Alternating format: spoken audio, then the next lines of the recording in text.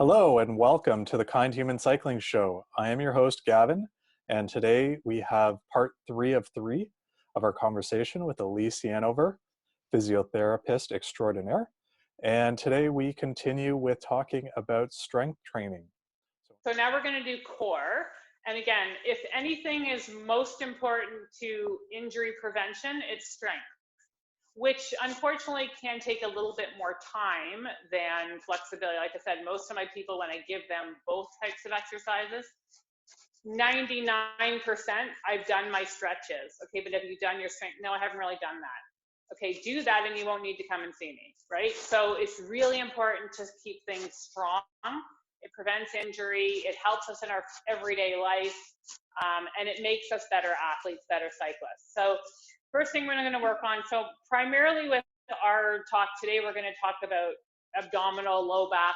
That's what we're using the most. We can get into leg stuff. There's all kinds of other strengthening that we can do, but for general overall strength on our bikes, our core is probably the most important. So, and it's the one that we can do, you know, kind of anywhere. So the first one we're going to do is plank. And so most people know what a plank is, but just in case, I'm going to show you the highest level first. And that's just elbows down, elbows right underneath your shoulders. And I'm holding that. And what I'm doing when I'm doing this is I'm pulling my belly button up towards my spine. I'm just not letting my abs hang down because that's going to make me do, right, that's an exaggerated arch. But you want to be in a plank. You don't want to be dipping down. You want to be, if anything, a little bit slightly flexed. And I'm pulling my abs in. And I'm breathing. Okay, so that's plank. If I find that that's too hard at the beginning, you could do it from your knees. So same position with your arms. And then I'm going to cross my legs. And this is like 10 times easier than doing it up on my feet. But this is a really good start. And then I can progress to a full plank after that. Okay, and in terms of, you know, how long do I hold a plank? You basically hold it either until you start to lose your form, or you do it until your abs are shaking and you can't hold it anymore. Or if you found that you can, you know, hold that for 2 minutes, there are ways of making it harder. As an example, oops, sorry about that. Okay, I can plank and I can take one foot up, and that's making it harder. Okay, or I can plank and I can go on an unstable surface, like a ball, and I hope I don't fall because this isn't very well pumped, but there. Okay, I can go on a ball, that's making it a lot harder.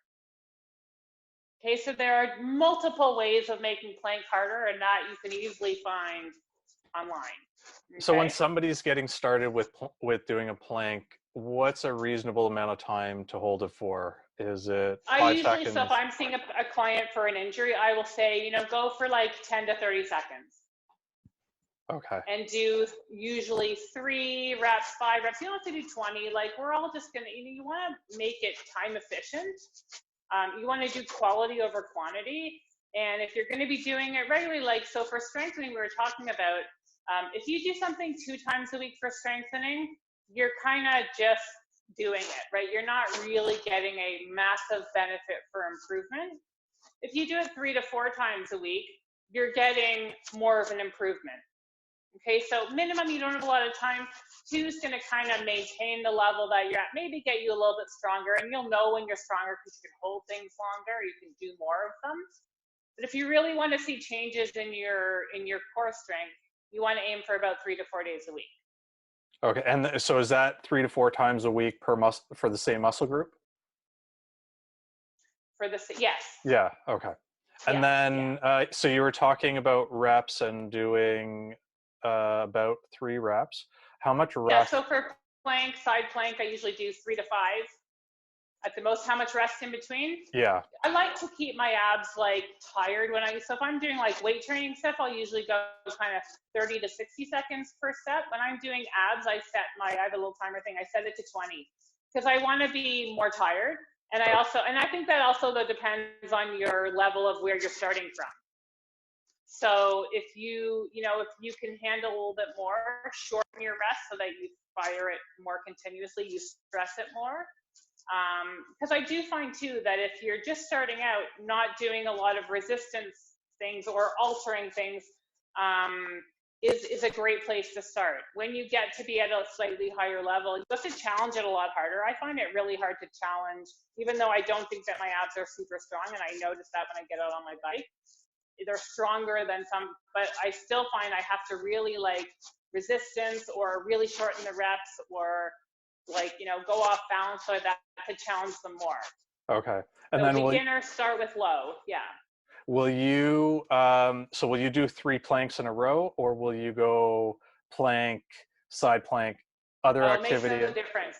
I Okay. think too that depends on what I like to change things up, so I like to be always different. So, and that too, if you're going to do that, like plank, side plank, plank is using your deep abdominals, more kind of the core ones, and it's like a corset, and your side plank is using your oblique. So it's using you're firing slightly different muscle, even though you're also using your deep abdominals. When I talk about deep abdominals, you talk about that, like pulling your belly button to your spine. So even just sitting there, if you put your hands inside your hip bones and you pull your belly button in towards your spine, okay, you should feel a change in tone in those muscles. And so some people will like suck their ribs up. You don't want to suck your ribs up. You want to just go inside your hip bones and think about firing those muscles. Can you feel anything there or I not? can, yeah. Actually, it Okay. was funny you And said that the in first. terms of cueing, so this is kind of funny, but so for women, you say, if you have to go to the bathroom, what would you do to hold it in? And that's going to fire those muscles. And for guys, if you're going to go into a cold lake, what would you do? And all of a sudden, they can fire those muscles. So those are your cueing points, okay?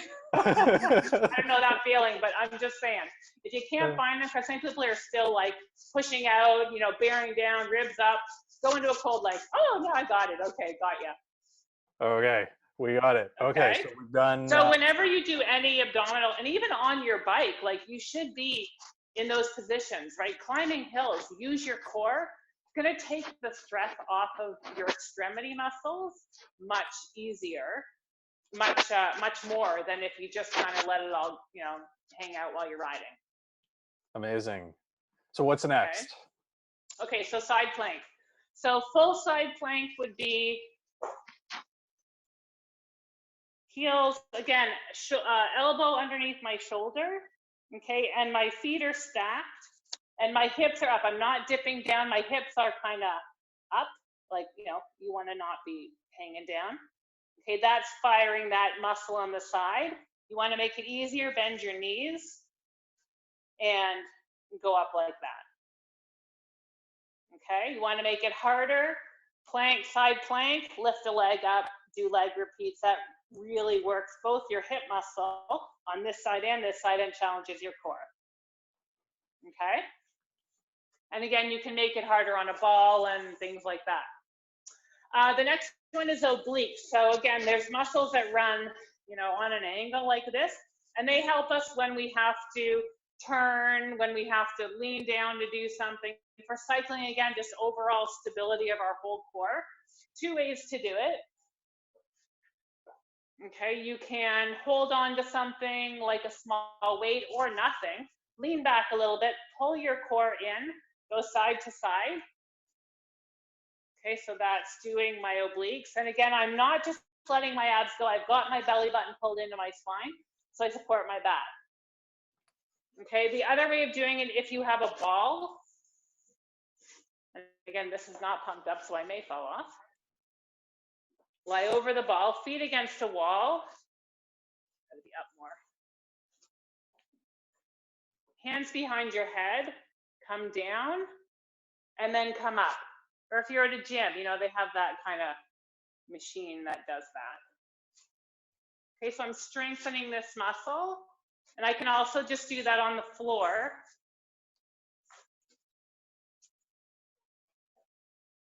So lying on your side, hands behind your head, and just come up, which is hard to balance on.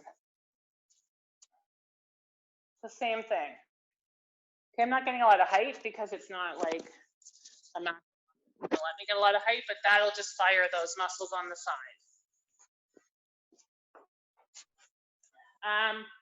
Okay, the ball. So we talked about planking on the ball. Okay, we did the ball legs. The last one we actually should do, which is one of the most common lower back exercises, is called bird dog. And this helps core stability. It helps your glutes, so your butt muscle. So hands underneath your shoulders, knees underneath your hips. You're going to keep your abs really tight. Raise opposite arm and opposite leg. This is kind of the most advanced one to start with. And the key with this one is not to tilt over. So I'm trying to keep my hips level, and sometimes it's good to either do it in front of a mirror or have somebody watch you to see if you're tilting at all. Okay, but that's going to challenge all my deep stabilizers. And then I would hold that for a few seconds and then switch. And if you have an injured side, you'll find that the injured side will be harder to, when you have that knee down, it's harder. And that's the side that'll be weaker. So it's the knee that down that you're using all of it, but if you have a weaker side, that'll be the harder one to control. Okay, and if that's too difficult, you can just start with either just an arm raise, okay, opposite arm, or you can just start with the leg raise, or you could do just the single arm and just the single leg. And I'm still trying to keep my abs nice and tight as I do it. And I'm holding it for a few seconds. And I usually do maybe 10 on each side. If that got really easy, then you can take it over an unstable surface, over a ball. And when it's not pumped up, it's much harder to hold it. And you do that and you hold it. Okay, and switch.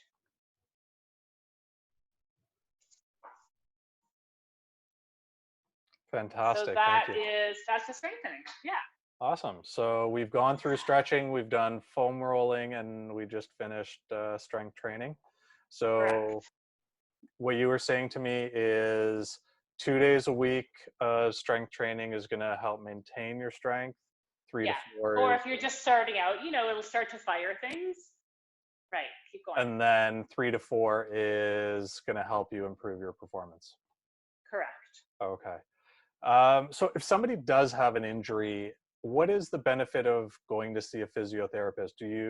So one, what is the benefit? And two, do you go see your doctor first and get a referral, or do you just call a physio without bringing in the doctor? So starting out with that part, in terms of the doctor, we now have the ability to diagnose. We've had that for a long time. So you don't need a doctor's referral to start your physio.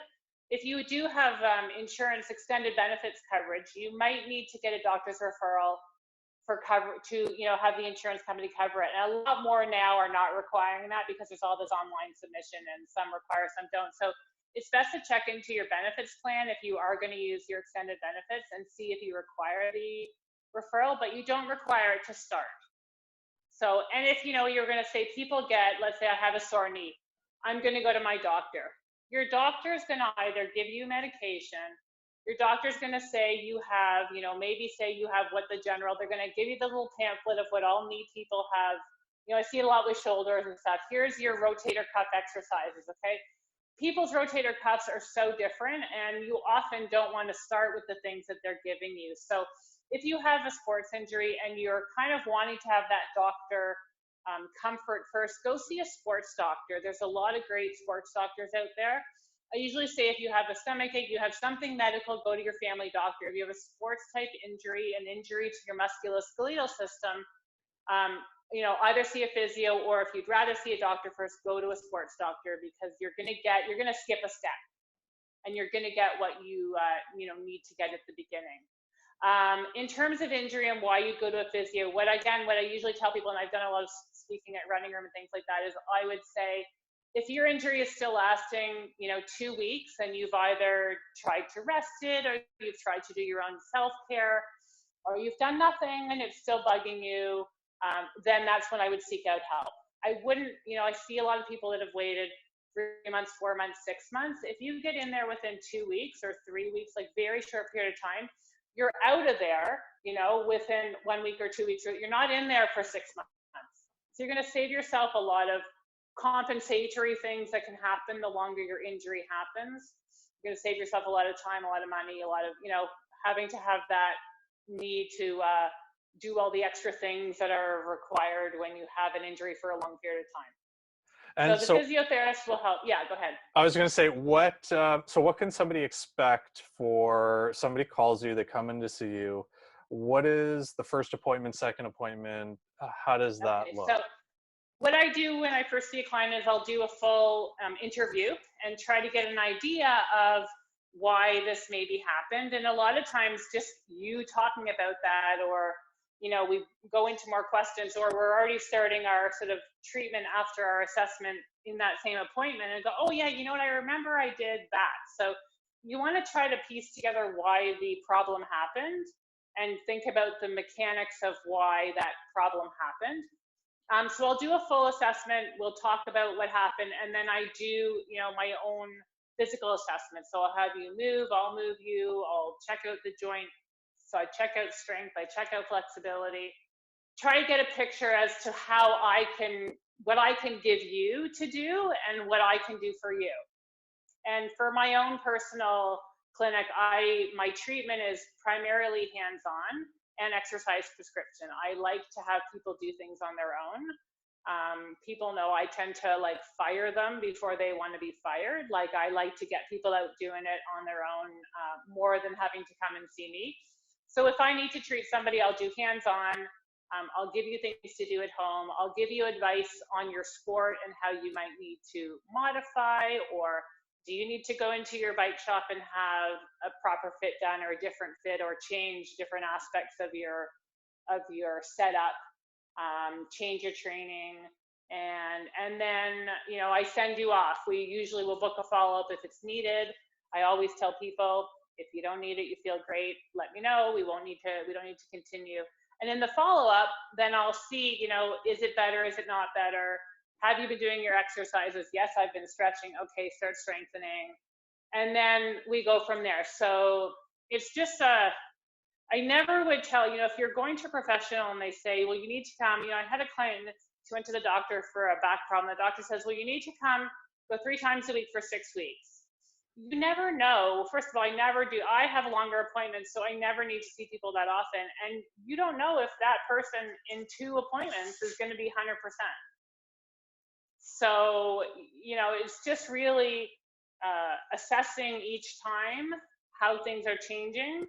And for me, I will usually, have somebody totally on their own when they're about 80 to 90% of where they want to be or where they should be. And then usually continuing, if they need to continue with an exercise program, is going to take them the rest of the way. Okay. Or changing, various things around their training or whatever. So then what can somebody expect to pay to get service from a physiotherapist? So that is totally, it's variable, but it's similar. So in a clinic, and I'm not 100% sure, but the appointments in a clinic are generally shorter. They're usually 20 minutes, 15 to 20 minutes. And I believe the rate is somewhere around 80 to 90. Again, it depends on the clinic, but it's around there. And my appointments are 45 minutes and my follow-up is $110.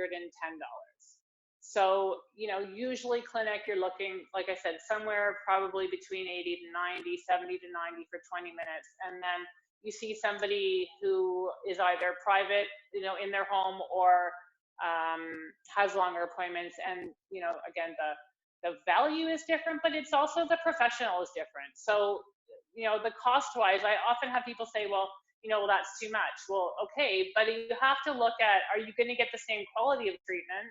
If you're going to a clinic for 20 minutes and they're just putting a machine on you, I had somebody who had a really bad injury and all they had was, the buzzing machine and I think ultrasound. But if you have all kinds of muscle adhesions or muscle imbalances or joint stiffness, that's not going to do it.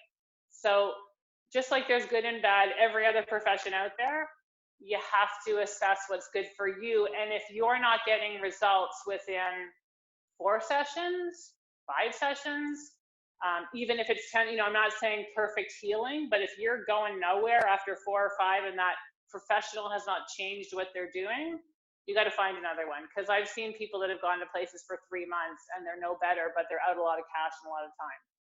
Okay.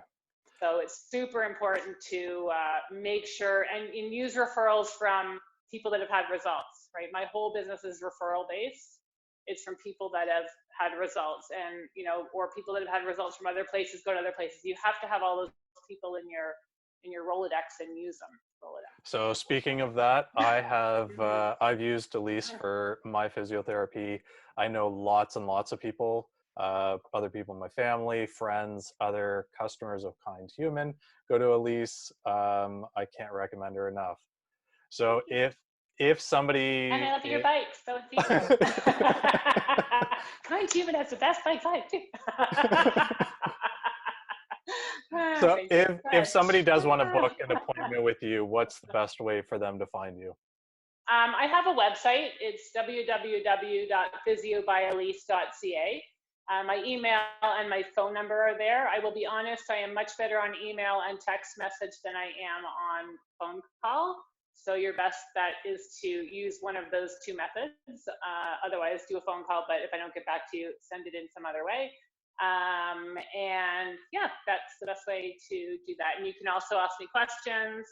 I'm always working for myself. I like that part of it. I like connecting with my clients and being able to, I'm never not working kind of, and I'm quite good at responding, as people that know me know. Elise is super, yeah, she is super fast. I am fast. It's called type A, Gavin. Like, I can't keep up. So yeah.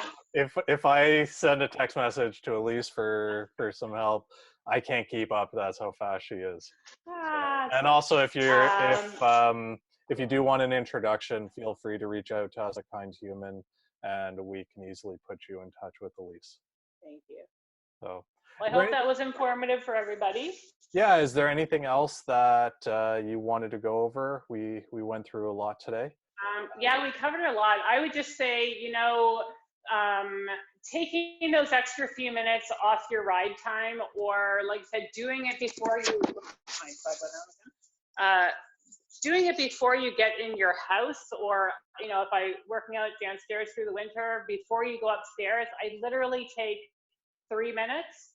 And people, I'm on Zwift, and my Wednesday morning, if I start work at 8 and I need to be off the bike at 6:40, so I can do my 4 minutes of stretching, so I'm done at 6:45 and I can get ready for work. Like, they'll know, oh, she's going off, I'm going to stretch. So just take those 2 or 3 minutes, and I'm literally like scrolling through my messages and checking out what other people are doing, and use that time. We're all going to be on our phones. We all have those extra 5 minutes, and especially right now, we've all got lots of extra time. So this is a great time in these next 2 weeks, that if you're posting this then, to start the routine.